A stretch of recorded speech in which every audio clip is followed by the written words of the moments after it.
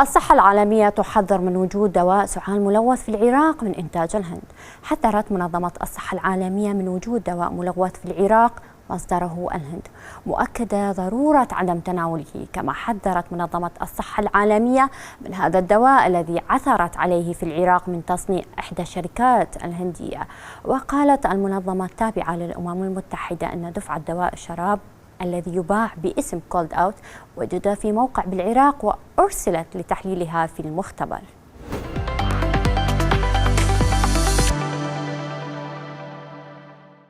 إذا مشاهدينا الكرام، لتفاصيل أكثر عن هذا الموضوع ينضم معنا عبر الهاتف الدكتور مثنى الطائي، عضو مجلس نقابة الصيادلة. أهلا وسهلا بك دكتور. أهلا وسهلا بك. هل ممكن في البداية أن توضح لنا تفاصيل تحذير الصحة العالمية حول هذا الدواء؟ بداية بسم الله الرحمن الرحيم، تحية طيبة لكم وللمشاهدين الكرام. بالنسبة لموضوع دواء الكولد أوت، وهذا طبعا اسم تجاري لدواء يستخدم لعلاج القحة والرشح، واسم عام يعني ما يعتبر اسم تخصصي، يعني من اسمه كولد أوت يعني اللي هو ترجمته باللغة العربية يعني التخلص من البرد أو أعراض البرد.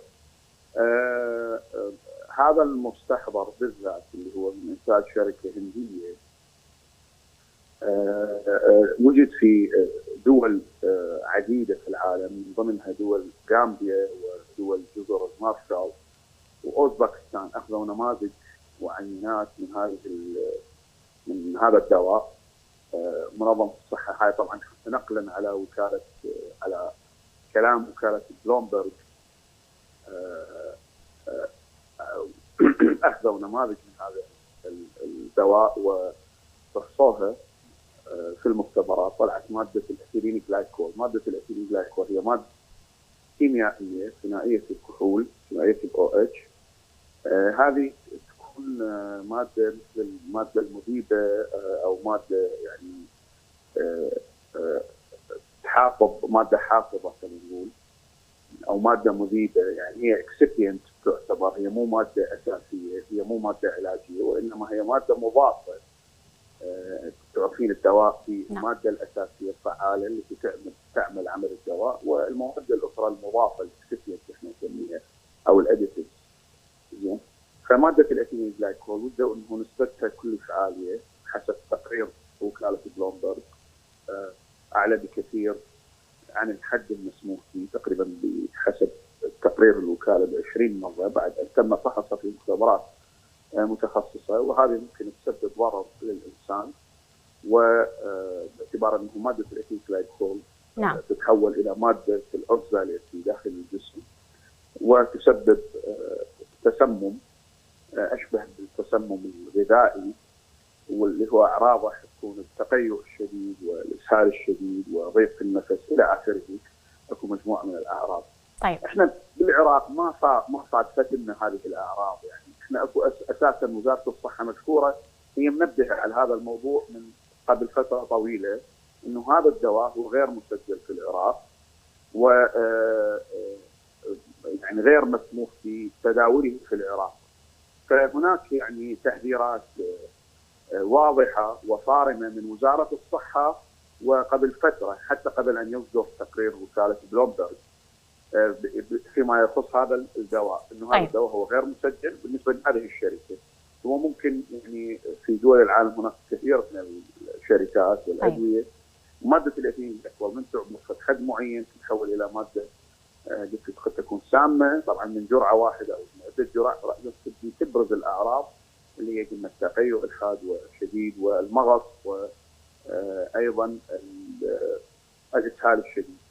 احنا ما صادفتنا هذه الحالات، يعني هي حالات تشبه بحالات التسمم الغذائي الحاد، ما صادفتنا. احنا وزارة الصحة مشددة على هذا الموضوع، الوزارة، وهناك رقابة مستمرة على منافذ استيراد الأدوية وتصنيع الأدوية، ومن ثم فحصها في مختبر الرقابة الدوائية اللي هو حيكون الفيصل في هذا الموضوع، انه تنفحص في المختبر ومن ثم تسوق الى الخارج. الحالات المكتشفة. طيب دكتور، يعني عذرا المقاطعة، يعني لكن في دول اخرى بعيده، يعني جزر مارشال، جزر غامبيا يعني في امريكا اللاتينيه وفي اسيا، شرق اسيا او اسيا الوسطى. نعم. طيب دكتور، اذا كان هذا الدواء او غير دواء، كيف يدخل اصلا الى العراق بدون رقابه؟ هو قلت لك يعني ممكن اذا دخل، هو لحد الان لم يثبت انه هذا الدواء موجود. زين. نعم. اذا يدخل فهو يدخل عن طريق عمليات التهريب، قد يكون عن طريق يعني الطرق الغير رسميه، بس الوزاره مشدده عليه، قال انه هذا غير مسجل. طبعا ممكن انه مو شرط لهذا الدواء. نعم. ممكن احنا عندنا شروط فنيه يعني صارمه بخصوص الادويه، استيراد الادويه، كل دواء يجب ان يكون شركه مسجله محضر مقرر في وزاره الصحه ومسجل في وزاره الصحه، ومن ثم يذهب الى الفحص. الفحص هو اللي حيكون المعيار الاساسي للاختيار. فحص اللي حيبين انه هذا ناجح بالفحص، يبين انه هذا الدواء مأمون الاستعمال بالاستخدام البشري، ومن ثم يطلق صرفه للمواطن. هذه هي تعليمات وزاره الصحه، وقاعد تنفذها وتطبقها وبكل صرامه ولسنوات عديده يعني. وهناك طرق يعني تفتيشيه ورقابيه مستمره للكشف عن هذه قلت لك هذا الدواء يعني لو كانت عندنا يعني لو كان موجود كانت بينت عندنا حالات تسمم يعني. نعم. الاعراض واضحه تكون. طيب. يعني تكون واضحه انه تقيؤ واسهال من اول جرعه. فيعني لو كان موجود، لو كان لانه في دول اخرى سبب اعراض. نعم. اعراض تسمم و يعني استشفاء. نعم. احنا يعني الحمد لله ما صارت عندنا يعني ما صارت عندنا تقارير لحالات تسمم بهذا الدواء. وقلت لك اي دواء عندنا يخضع الا اذا استجى بطريقه التهريب او بطريقه يعني كانما مسافر يجيبه وياه مثلا، او نعم. يعني بطريقه التهريب او طريقه غير رسميه، والا الطرق الرسميه لا، انفحص ويتشيك. طبعا اي خلل راسا حيتوقف ويتلف يعني ما يسمح باستخدامه نهائيا. هذا في وزاره الصحه. تجي الوزاره يعني صراحه يعني مشكوره وزاره الصحه معالي السيد الوزير يعني يقوم بدور كبير في هذا الشان، في الحفاظ على صحه الانسان والوصول الى دواء امن وفعال وايضا مسعر. وعندنا هذا تطبيق الباركود او تطبيق التسعيره الدوائيه او تطبيق المراقبه الدوائيه والتتبع الدوائي. راح يكون هنالك باركود وستيكر سعري. نعم. سعر الدواء بالدينار العراقي.